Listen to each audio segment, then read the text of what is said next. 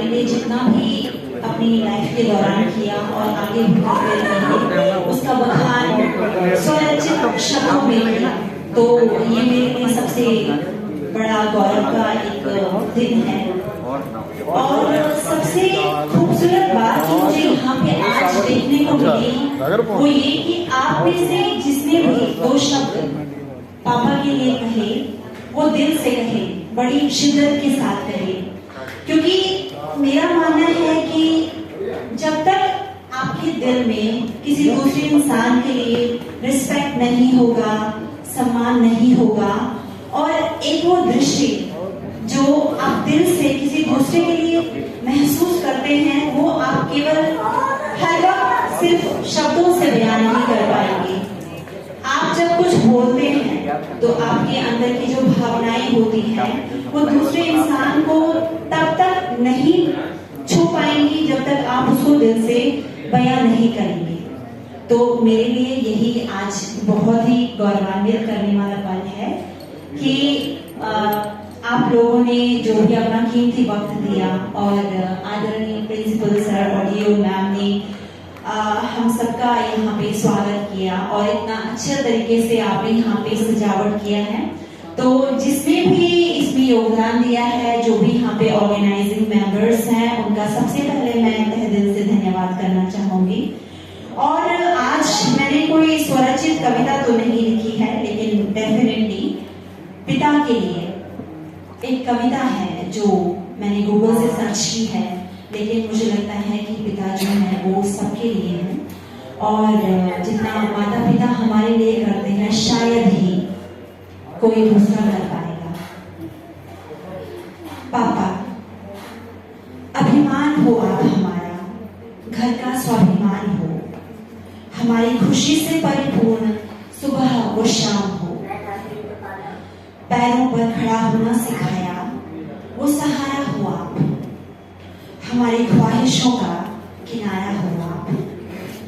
खुशी आपसे है तो घर का अनुशासन भी आप हो, घर की एकता का आश्वासन भी आप हो।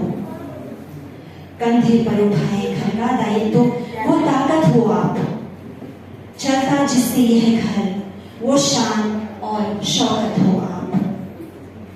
गम को दिल में बसाए चेहरे की मुस्कान है वो मेरे पापा ही तो हैं जिनसे जग में हमारी पहचान है।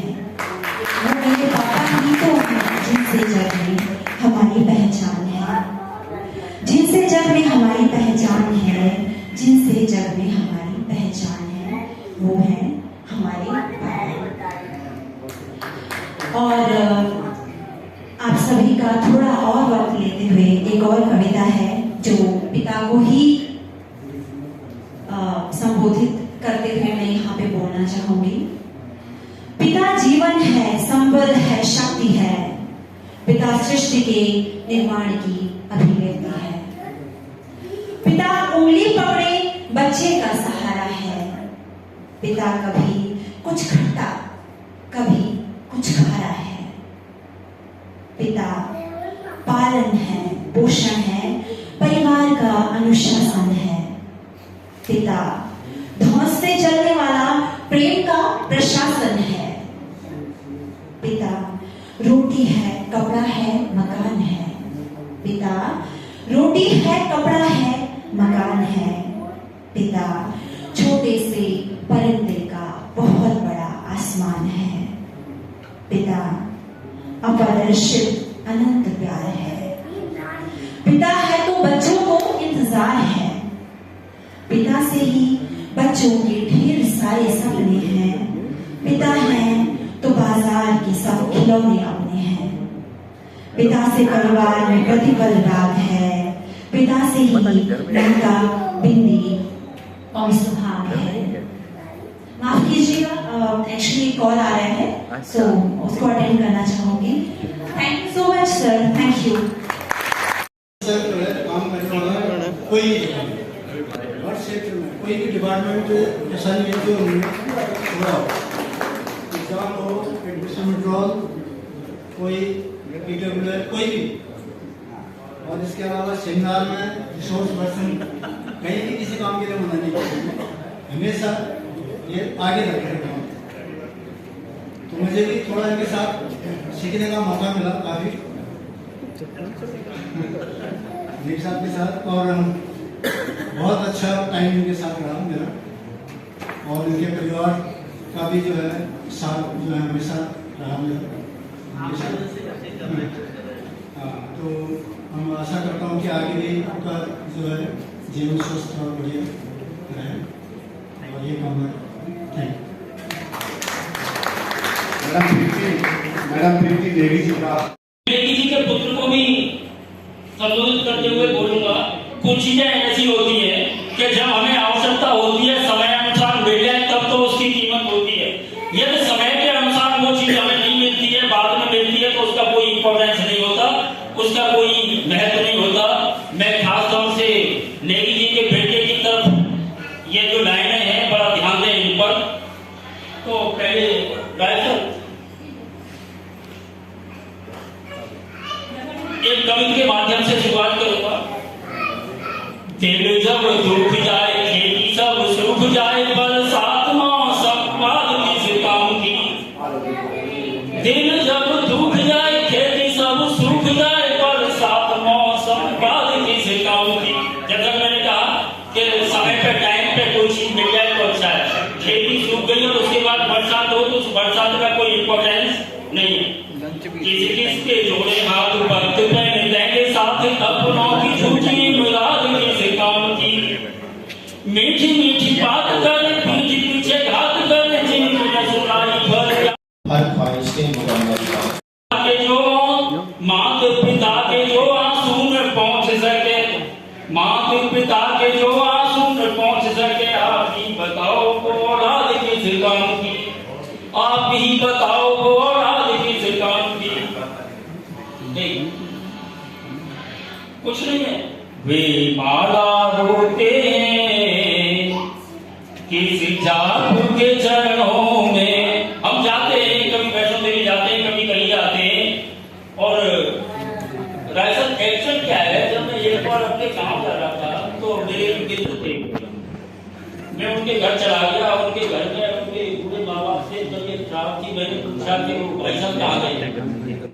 ये देना है स्टाफ रूम में बैठा हुआ था, नेगी जी के साथ मेरी बातचीत हो रही थी। वैसे तो मुझे रोज मिलना और बातचीत करना बहुत ही अच्छा लगता है नेगी जी के साथ। तो अपनी खोपड़ी इसके नीचे कर ली। तो नेगी जी ने मुझे बड़ी एक महत्वपूर्ण बात बताई मुझे, और मैंने उस पर कुछ लिखा था तो मुझे थोड़ा सा लगा कि ये ठीक बैठ सकती है। नेगी जी ने मुझे बताया, मैंने पूछा कि सर आप दिल्ली में कब आए, कैसे आए, फैमिली साथ आई क्या आई। तो नेगी जी ने मुझे एक बात बताई कि सर मैं चाहता था कि मेरी फैमिली मेरे साथ आ जाए, लेकिन मेरे माता पिता जो है घरवाले नहीं थे। तो मेरी फैमिली ने कभी बस ये कहा कि नहीं चलो कैमरे लगा के रहेंगे। सुहावन सुंदर सूरती मनोहर मंगल मूर्ति हो, ऐसन सुहावन सुंदर सूरती मनोहर मंगल मूर्ति हो। हे राजा जी, हे राजा जी, है जरूरत मुहूर्त खूबसूरत हो। नेगी सर जी यही के तरह है जरूरत मुहूर्त खूबसूरत हो। धन्यवाद। जी के बारे में क्या कहूँ। नेगी जी तो विचित्र धुन के धनी व्यक्ति हैं, विचित्र धुन के धनी। इनका मेरा बड़ा लंबा साथ है, और इन्होंने और मैंने यूपीएससी का एग्जाम भी क्लियर किया था अभी पीछे एक साथ। लेकिन दुख की बात यह है कि ना इनका सिलेक्शन हुआ फाइनल और ना मेरा हुआ, क्योंकि शायद कुछ ना कुछ वक्त राजनीति खेली गई थी। 350 अभ्यर्थियों की जो लिस्ट थी वो कैंसिल कर दी गई थी और नई लिस्ट आई थी। 2.5-3 साल 4 साल कोर्ट केस भी चला, लेकिन उसका कुछ परिणाम नहीं निकला। अल्टीमेटली यूपीएससी जीत गई इसके अंदर। नहीं जैसे हुआ था 350-400 अभ्यर्थियों की लिस्ट कैंसिल कर दी गई थी। लैंड करने होता है। चलिए खैर ये तो खैर समय की बात है। अब मुझे कोई शिकायत नहीं है। अब नेगी जी के लिए, नेगी जी आज सरकारी सेवा से रिटायर हो रहे हैं, पर मैं अपने जीवन से इनको रिटायर नहीं कर रहा हूं, बिल्कुल भी नहीं कर रहा हूं, क्योंकि असल में मुझे इनकी कमी आज भी खल रही है और शायद जब तक मैं यहाँ रहूंगा खलती रहेगी, क्योंकि इन्होंने पहले दिन से ही मेरा साथ दिया है। जब से ये आए, आप कहोगे भाई पहले दिन से क्या आपको एग्जाम की टाइम मिली थी? असल में ये एग्जाम का चार्ज जो था वो मेरे पास था। बहुत कम है जो पूरा वही पापा ने हमें थ्रू लाइफ सिखाया है अपनी सर्विस पे। तो ज्यादा वक्त न लेते हुए मैंने कोशिश की है कि जो कुछ मैं अपने पापा से, अपनी माता जी से पूरी सर्विस में, पूरे लाइफ में सीख पाई हूँ, उसको एक कविता के माध्यम से बयां कर पाऊँ। तो ये मेरी स्वरचित कविता है। ये मैडम प्रीति इस विद्यालय के आन बान शान उसका कोई महत्व नहीं होता। मैं खास तौर से नेगी जी के बेटे की तरफ ये जो लाइनें हैं बड़ा ध्यान दें इन पर। तो पहले गायक एक कविता के माध्यम से शुरुआत करूंगा। तेल जब डूब जाए, खेती सब सूख जाए, बरसात मौसम बाद किसका। वीडियो मैडम और आज के मुख्य आकर्षण नेगी जी। जैसा कि सभी लोग जानते हैं, नेगी जी बहुत ही मृदुभाषी स्वभाव का है और इन्होंने जी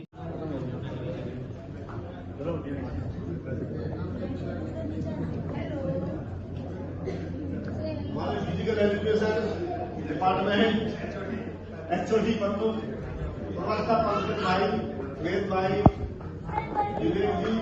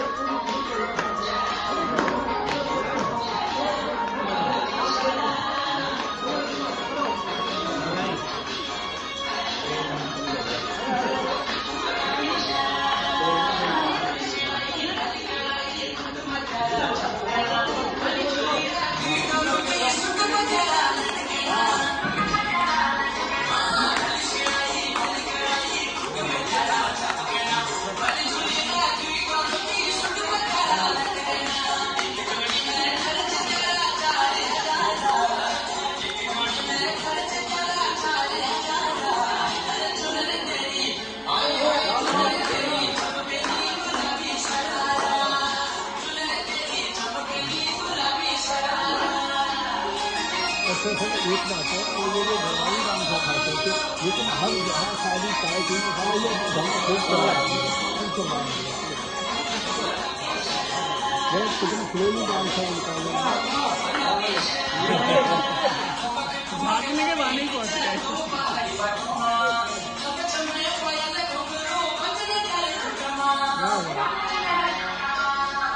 ये है वास्तव में मस्त है।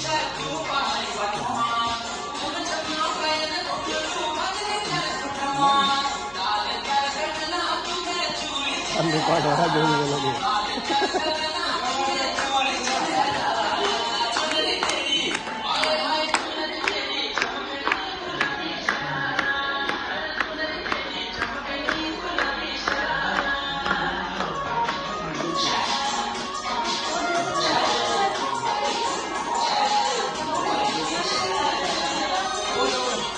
आप सबको ये कविता पसंद आई।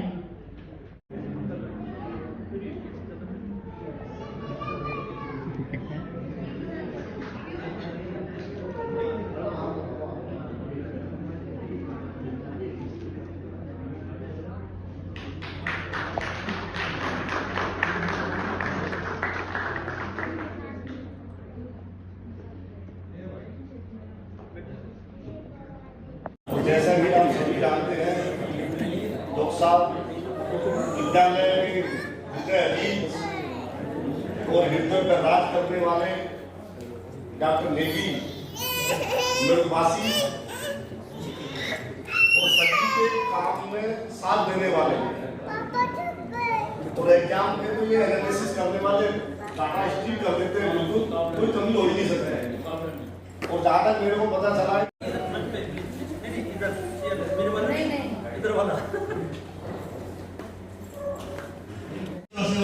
तो कमाल के मतलब बुरा हाल हो जाता उसमें, तो मैंने ऐसा कभी नहीं होने दिया। वैसे एक जगह ऐसी स्मृतियों को याद कर रहा हूँ क्षणिक, मैंने ज्यादा मेरे ख्याल से ये भोजन की व्यवस्था बाहर से ढंग से चल रही होगी, ऐसा मेरा विश्वास है।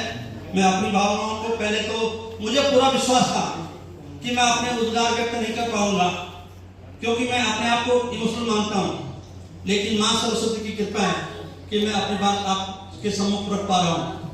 नहीं तो मुझे पूरा विश्वास था कि मैं 2 मिनट से ज्यादा मंच पर अपने बारे में नहीं, आप लोगों के बारे में बोलने के लिए सक्षम होऊंगा। इस मौके पर कोई टीम आ गई, कोई बात थी, जैसी थी सही थी, मैं क्यों बोलूं, अब तो मैं सेवानिवृत्त हो गया हूं या हो रहा हूं, लेकिन एक टीम ऐसी थी जो कि एकदम से गलत थी हमारे हिसाब से।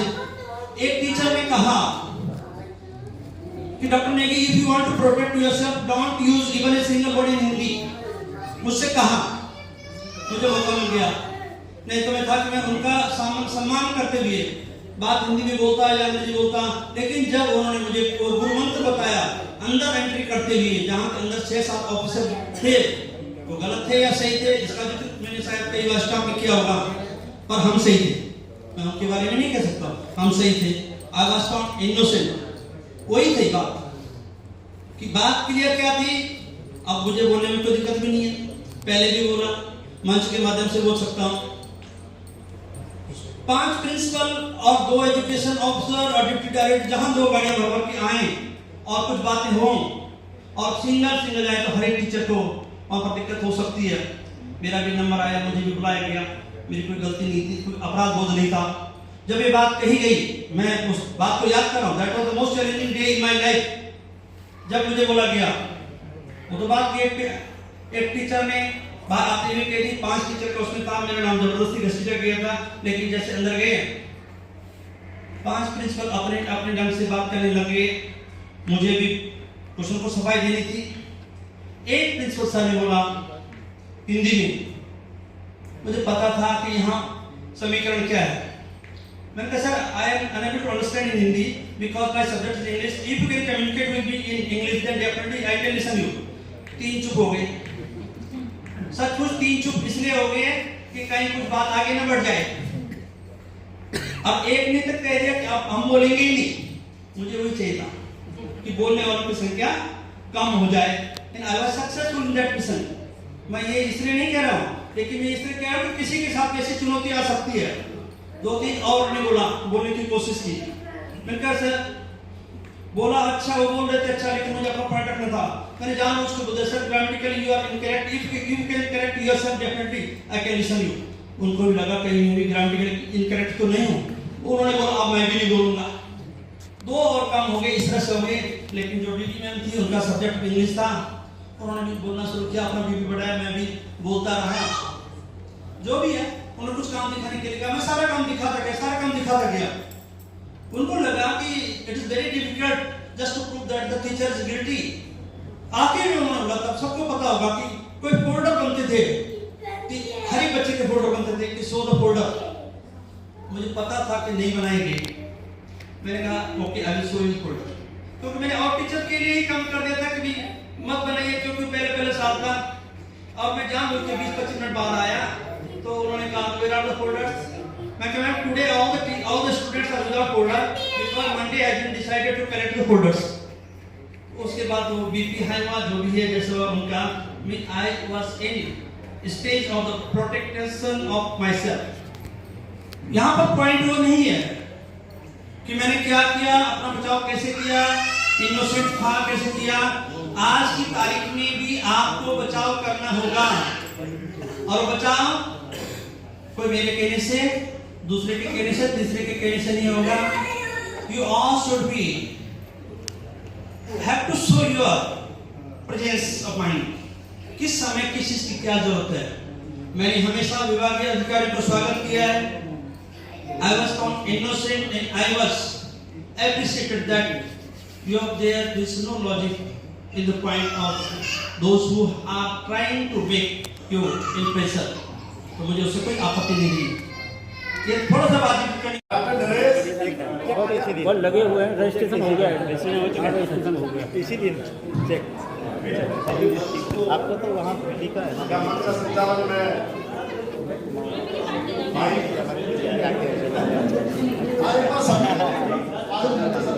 जब उन्होंने मुझे मंत्र बताया अंदर एंट्री करते हुए, जहाँ के अंदर 6-7 ऑफिसर थे, वो गलत थे या सही थे इसका जिक्र मैंने शायद कई बार स्टाफ में किया होगा, पर हम सही थे, मैं उनके बारे में नहीं कह सकता, हम सही थे। I was found innocent.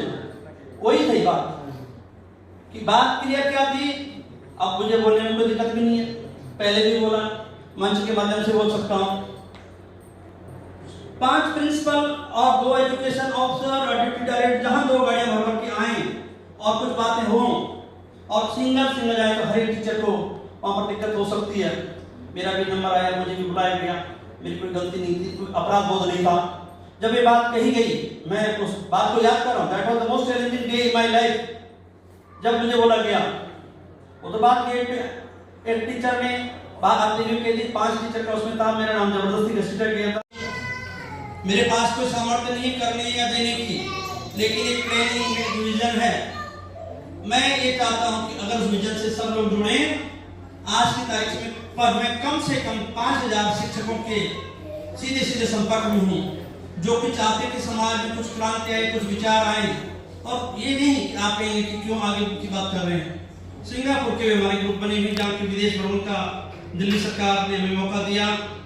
मैं सभी शिक्षक साथियों का आभारी हूँ ही, मैं विभाग के सभी अधिकारियों का भी आभारी हूँ। उन तक मेरी आवाज जरूर पहुंचेगी, जिनकी प्रेरणा से ही मुझे सिंगापुर घूमने का मौका मिला। मेहनत मेरी नहीं होगी, किस्मत मेरी नहीं होगी, इंटरव्यू उन्होंने लिया, उस लायक उन्होंने समझा होगा। और जहाँ की हमने पासपोर्ट भी बिल्कुल तत्काल में बनाया, डबल पेमेंट देके बनाया। 2000 में बनता था तो हमने 4000 में, तो शायद एक मौका था, नहीं तो हमने इस जीवन में कभी भी विदेश यात्रा के बारे में सोचा तक नहीं था। राज्य पुरस्कार मिला 2018 में, इसमें सभी शिक्षक साथियों का सहयोग है। आपका व्यवहार, बच्चों का व्यवहार और कास्ट एसएमसी मेंबर्स का और विभागीय अधिकारियों की अनुशंसा के बिना ये कभी भी संभव नहीं हो पाता। 4 बार राष्ट्रीय स्तर के पुरस्कार के लिए नाम गया, लेकिन दिल्ली में एक ही सीट है राष्ट्रीय शिक्षक पुरस्कार के लिए, तो शायद मुझसे भी कुछ कोई मिल गया होगा। मेरा हमेशा दूसरा या तीसरा नंबर उसमें घूमता रहा, लेकिन मैंने कभी भी पुरस्कार के लिए काम नहीं किया, बल्कि इसलिए मैं आवेदन करता रहा। मैं अपनी मन की बात सच्ची बोल रहा हूँ जी, मैं हमेशा आवेदन इसलिए करता रहा। इस साल नहीं कर पाया क्योंकि यहाँ प्रिंसिपल की प्रॉपर नहीं थे, कहाँ मैं विजिलेंस क्लियरेंस हो सकता है, इस साल कुछ मौका मिल पाता, कंफर्म नहीं था, लेकिन आवेदन नहीं कर पाया, वो चीज अलग है। लेकिन मैं जो बात कहना चाह रहा हूँ कि मैं आवेदन इसलिए करता रहा ताकि मुझे कुछ न कुछ काम करने की प्रेरणा मिलती रहे। अगर मैं सोचता कि मैं आवेदन नहीं करूं तो बहुत सारे मेरे पेपर, बहुत सारा पेंडिंग वर्क या बहुत सारी ड्राफ्टिंग या बहुत सारे कम्युनिकेशन के पीछे हो जाता। तो मैंने उस चीज के लिए in order to enhance my ability in the field of education and different field, I was always willing to apply for not only for particular position but different positions wherever I was found eligible. तो मैं उम्मीद करता हूँ मैं अपनी भाषा का मतलब जो विषय है, जिसे अभी त्यागी जी कहते हैं इंग्लिश में, मैं इंग्लिश में नहीं हूँ, मैं कुछ भी नहीं हूँ। ये है कि विषय है, एक बार कोई सेंट्रल टीम आ गई, मैं ये नहीं कह रहा हूँ कि मैंने क्या किया, लेकिन किसी के साथ वैसे नौबत आ सकती है। सेंट्रल टीम आ गई तो सेंट्रल टीम ने कहा कि भाई आपका सब्जेक्ट क्या है, उन्होंने हिंदी में बोला। मैंने sir I don't know Hindi because basically my subject is English and if you can communicate with me in English then okay, otherwise you can check my work and you can visit wherever you would like to visit. तो वो मेरा बचाव था, वैसे कोई बात नहीं थी, पर वो अपना एक पक्ष था रखते हुए।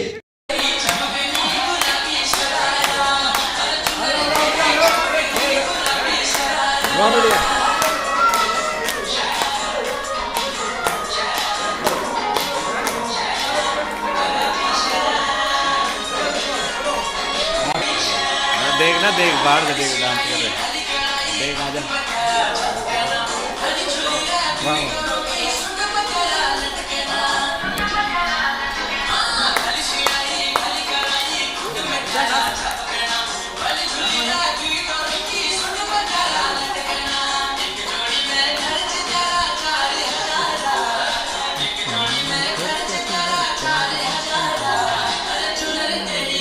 ओए होए गुलाबी शरारा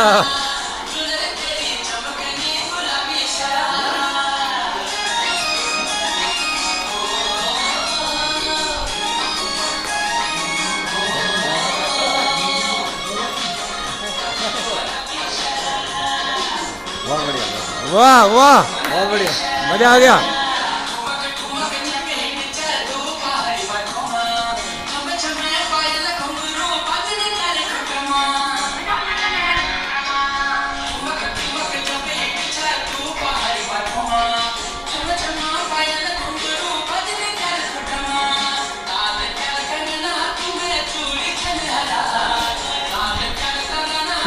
क्या बात है वाह